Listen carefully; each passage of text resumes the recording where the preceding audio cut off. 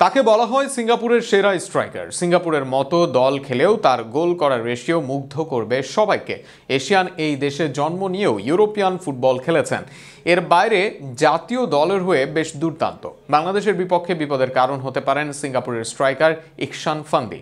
ইকশান ফান্দিও বাংলাদেশের বিপক্ষে তাকে ঘিরে সমূহ বিপদ নিয়ে বিস্তারিত থাকছে প্রতিবেদনে। পুরো নাম ইকসান বিন ফান্দি আহমেদ, তবে ইকসান ফান্দি নামেই বিশেষ পরিচিতি তার।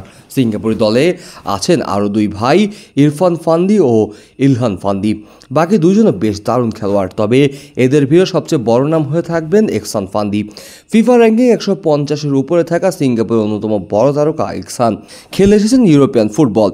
হাল্যান্ড অ্যাডিগার্ডদের দেশ নরওয়ের শীর্ষ বিভাগ লিগে এক মৌসুম খেলেছেন তিনি। সেখানে রাউফলসের হয়ে 7 গোল আছে তার।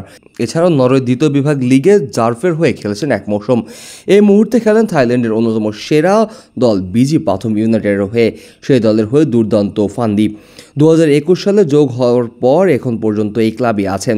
এই ক্লাবের 88 ম্যাচ খেলে 40 গোলও করেছেন ফান্দি।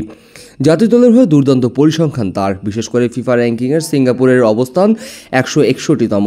যে দল শেষ 16 ম্যাচে 3 জয় পায়, এমন দলে 39 ম্যাচে 20 গোল ফান্দির, অর্থাৎ ম্যাচ প্রতি গোলের রেশিও 0.5।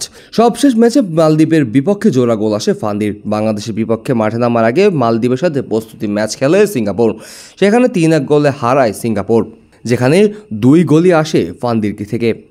অবাক করার ব্যাপার হলো 2 গোলে তিনি করেন হেড থেকে। সেট পিসে দুর্দান্ত ফান্দি, বিশেষ করে হেড ও ফিনিশিংয়ে দারুণ তিনি। বাংলাদেশের সেট পিস দুর্বলতা আছে, সেখানে ফ্রি কিক বা কর্নারের সুযোগ কাজে লাগাতে চাইবে সিঙ্গাপুর, আর সেখানেই বাংলাদেশের বিপদের কারণ হতে পারে 26 বছর বয়সী এই ফান্দি।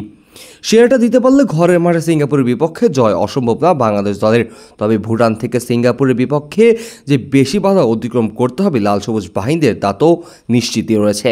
এবার দেখা যাক ফান্দিকে কিভাবে সামলান তারেক তপু হামজারা।